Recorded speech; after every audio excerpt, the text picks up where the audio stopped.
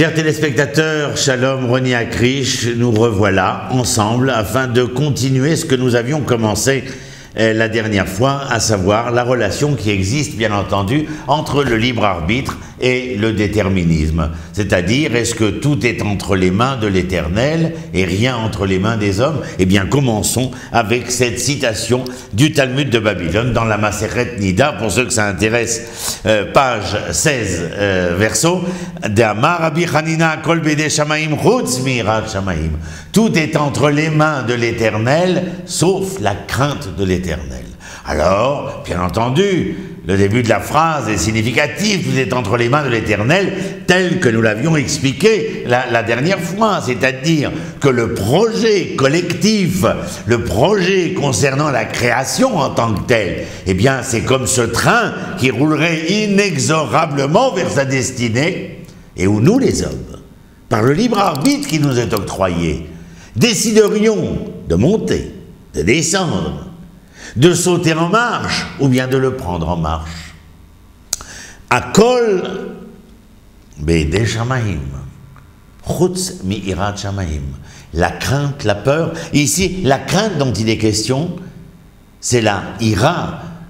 Vous savez que quelquefois, nous lisons ira comme crainte, mais aussi ira qui nous rappelle la vision. Est-ce que nous sommes capables véritablement, pour craindre, de voir véritablement? Car qui pourrait craindre s'il ne pouvait entrevoir au-devant de lui certaines réalités? Vous comprenez la relation qui existe au niveau de cette sémantique-là.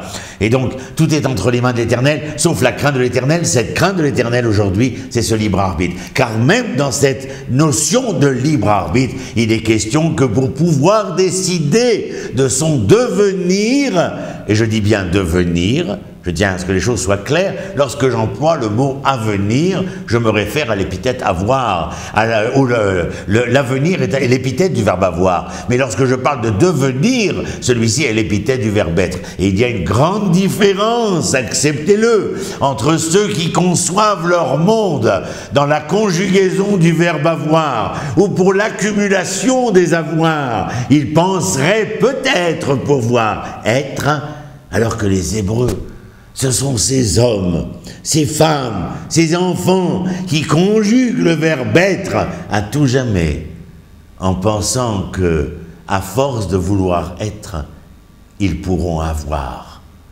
ce que vous voudrez. Tout est entre les mains de l'Éternel, mais la Hirat Shamaim, cette capacité de décider, de choisir, là est la véritable crainte. Faire le bon choix? Ne craignez-vous pas de faire le mauvais choix? Faire le bon choix est justement à travers cette crainte qui nous accompagne. Si l'Éternel n'avait pas répondu aux enfants d'Israël au mont Sinaï en leur octroyant ce qu'ils ont demandé, c'est-à-dire d'entendre la voix de Moshe et non plus la sienne, c'est-à-dire de se retrouver dans cette dimension où ils se voulaient être les acteurs, les vecteurs et les réalisateurs de l'histoire entamée par la création divine. Alors, je continue après ce passage sur le Talmud Babli par un Ramban. Ramban est un homme qui est sage, éminent, philosophe, de l'époque espagnole, de l'âge d'or espagnol. Si le Rambam est au XIe siècle, le Ramban, Rabbi Moshe ben Nachman, est au XIIIe siècle. Et il dit, à propos de ce que nous avions vu la semaine dernière, mais qui est lié directement avec ce passage de Maseret Nida, du traité de Nida. Vetaham tamim tiyeim Hashem Elokecha sheneyached levavenu elav levado. Et oui, les yached, ça veut dire faire un. C'est difficile pour nous de comprendre. Eh bien, regardez, lorsque lui rencontre elle, ce sont les jeux de l'histoire qui rencontrent l'étude de l'autre histoire. Et quelle est la finalité de leur rencontre entre ce jeu de l'homme et ce tu de la femme, ou ce jeu de la femme et ce tu de l'homme? La finalité est d'essayer de trouver dans la conjugaison des verbes qui vont être les leurs, eh bien cette conjugalité, et où cette conjugalité, lorsqu'elle sera capable de porter les fruits de leur passion, ils conjugueront le verbe, leur verbe, à la première personne du pluriel. Nous ceci, nous cela, comme disait le Rav Aryeh Levin lorsqu'il visita son médecin et que sa femme avait une phlébite claudicante, nous avons mal à la jambe. Les yached et les vavo et lave, c'est-à-dire être capable à travers ce que je suis et ce qu'est l'autre, et même dans la relation vis-à-vis de l'éternel, à travers ce qu'est l'éternel créateur et ce que l'homme créature est, eh bien d'être capable de conjuguer les verbes de notre histoire dans cette relation unique de l'intégrité dont parlait le Talmud que nous avions cité la semaine dernière. Venamin chez Levado, s'école. Et nous sommes intimement persuadés que tout est entre ses mains. Ayodéa mitat kolatid, qu'il sait, il connaît, quel sera tout futur, tout avenir. Ou mimenu levado nidrosh atidot. Et c'est seulement de lui que nous demanderons ce que notre avenir ou devenir adviendra. Mineviav omianche chassidav, de ces sages, de ces saints, mais de ces prophètes, lorsque nous étudions le Tanar, de ces prophètes, vous vous rappelez qu'ils sont les porte-paroles de l'Éternel, les conseillers qui, au nom de l'Éternel, essayent de faire tendre l'histoire des hommes vers un meilleur devenir, c'est-à-dire, comme nous disions dans notre jeunesse, vers des lendemains plus enchanteurs. Et tout deviendra selon ce que l'homme engagera.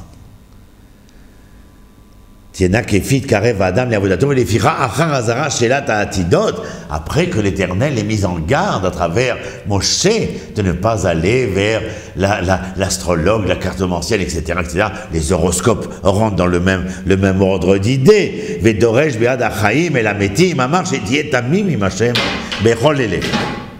Velo tira mimagid atid aval mineviav tidresu velav tishma. Ce que nous avons expliqué, ne jamais penser pouvoir trouver une référence quant à notre devenir chez les devins de toutes sortes. Et nous devons faire très attention que certains sont capables, en prenant l'habit, comme disait le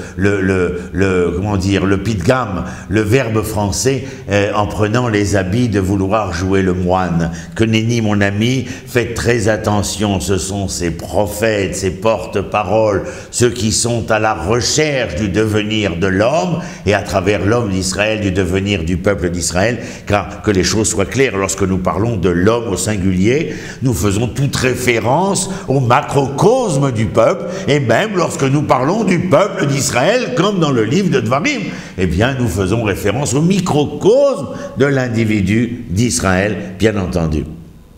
Et donc, le Ramban termine, Kitami moua shalem bedavar. Oui, être entier. Alors, bien sûr, shalem bedavar. Vous allez me dire, mais comment pouvoir être dans l'intégrité absolue? Nullement. Ce que l'on vous demande, comme dans les Pirkei Avot, lo alecha ligmor et amelacha. Ce n'est pas à toi de terminer le labeur, mais c'est à toi de t'engager. C'est-à-dire, non pas de penser qu'il est possible que tu deviennes parfait, mais en tout état de cause, il est tout à fait probant de penser que tu peux t'améliorer. C'est ce qu'on appelle la perfectibilité. Les ishtalem. Ani lo shalem. Avalani mishtalem. Je ne suis pas parfait, mais je suis dans cette perfectibilité, c'est-à-dire dans cette amélioration perpétuelle. Et cette amélioration est une donnée absolue de mon existence. Et puis j'ai pensé vous amener un autre passage du Talmud qui est directement lié à notre sujet.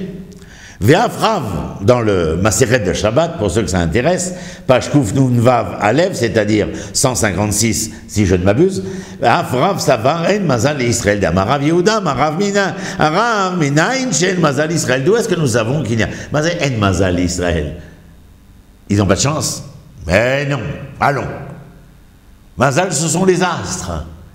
Cette espèce d'astrologie-là, eh bien, il n'y a pas de devenir écrit et prévu pour l'homme. L'homme est le maître de séant, de ce qu'il est de ce qu'il fait, il adviendra. Et la Gemara continue, En Mazal Israël, chez les mains, vous vous rappelez? L'Éternel est venu annoncer à Abraham qu'il allait avoir un enfant. Abraham était persuadé dans la Gemara de Shabbat que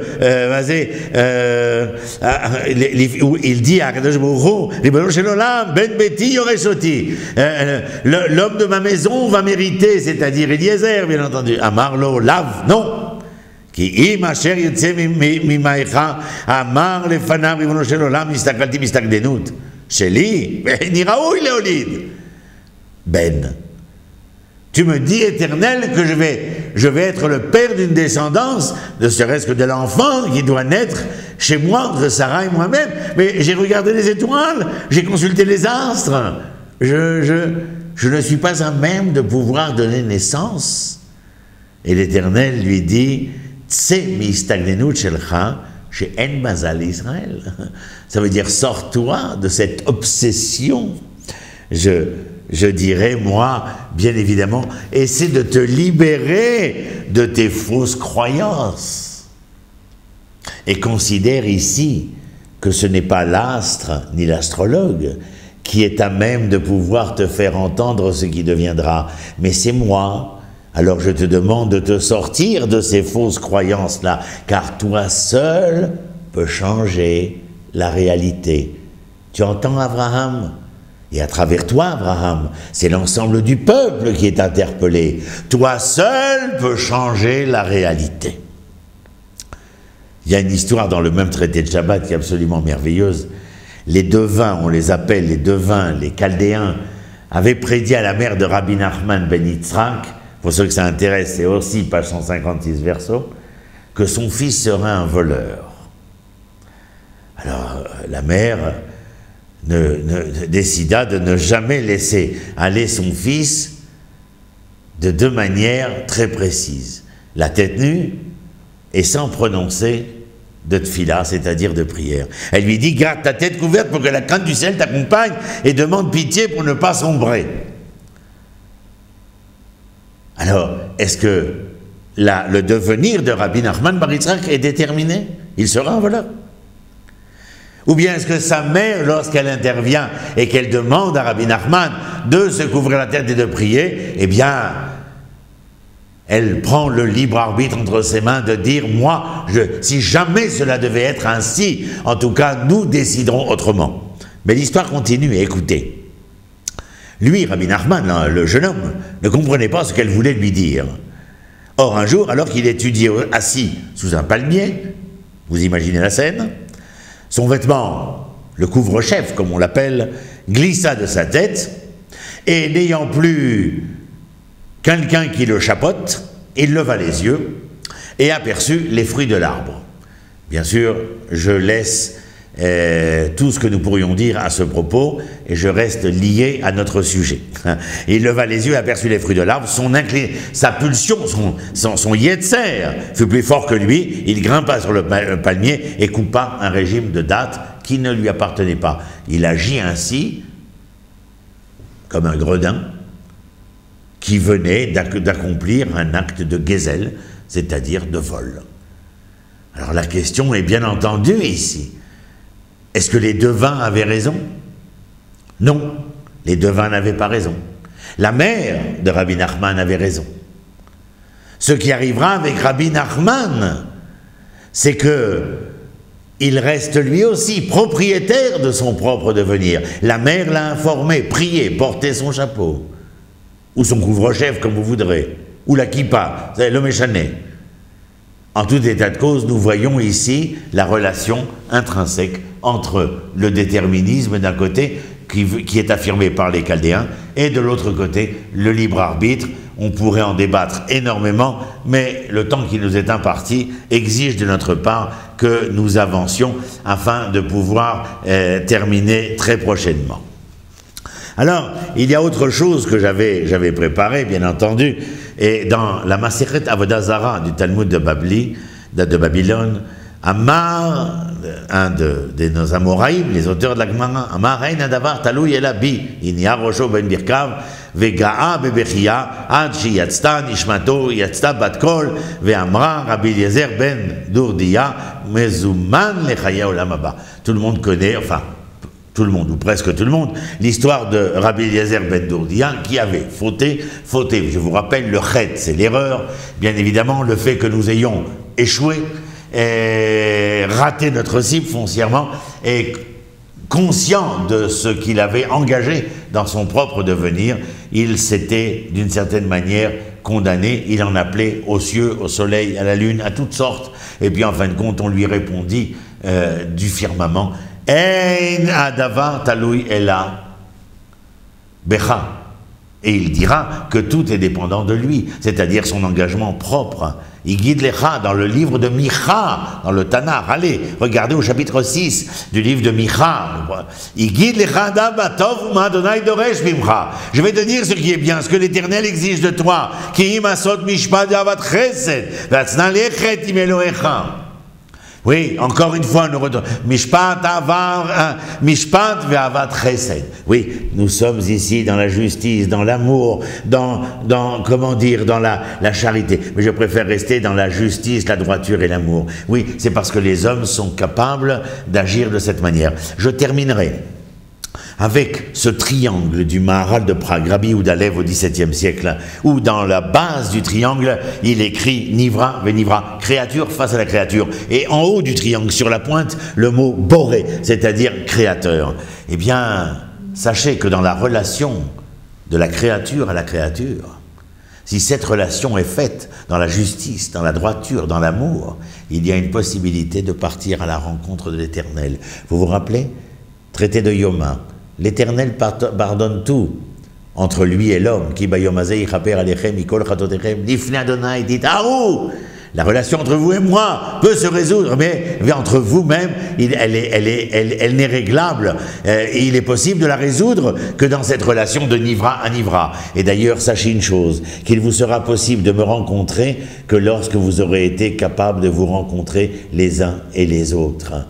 Ça, c'est en plus de la dernière fois, lorsque je vous avais dit que l'homme devait nécessairement partir à la rencontre de lui-même pour pouvoir rencontrer l'Éternel. Et qui mieux que ce triangle du Maharal de Prague qui fait que la relation de l'homme avec son prochain dans l'altérité, altérité c'est alter ego, l'autre qui est mon égal, et bien dans cette relation fraternelle où l'homme est capable de rencontrer l'autre et de racheter l'erreur, la faute, le premier crime de l'histoire entre les deux frères Caïn et Abel, eh bien si cette relation est probante, il y a une possibilité de se lever vers les sommets, vers le Créateur et de le rencontrer. Car le Créateur, nous allons le dire pendant toutes les fêtes et surtout le jour de Yom Kippour, nous allons réciter les 13 attributs. C'est parce que nous ressemblons aux attributs de l'Éternel, eh bien que nous nous approchons de la connaissance de l'Éternel. Mais il faut que nous soyons nous-mêmes ce que l'Éternel nous a demandé, pour que nous puissions approcher un tant soit peu cette connaissance du divin. Et je vous le rappelle, tout ce que je dis et je vous enseigne ici est non seulement dans un rapport du singulier au pluriel, mais aussi du pluriel au singulier. Ce qui est valable pour l'homme est valable pour le peuple, ce qui est valable pour le peuple est valable pour l'homme. Je vous souhaite pour cette nouvelle semaine que de bonnes choses et on se retrouve très prochainement. Shalom, Yerushalayim.